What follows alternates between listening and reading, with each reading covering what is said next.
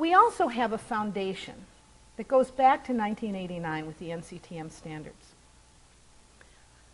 But we can't afford to mess up what we're trying to do now with the Common Core state standards. If you stop and think, NCTM standards first came out in 1989. Then states all got busy and we had a whole plethora of state standards. And as they began to kind of coalesce around certain areas, algebra, geometry, I don't know how many of you have looked back at the 89 standards in a while, but there was this sort of hodgepodge. There were 3 writing groups and they wrote very differently, so there wasn't a common thread of standards that went across from elementary to middle school to high school. They just took different approaches. So you might find graphing in one section in one of the grade levels, but it would show up in a different section someplace else.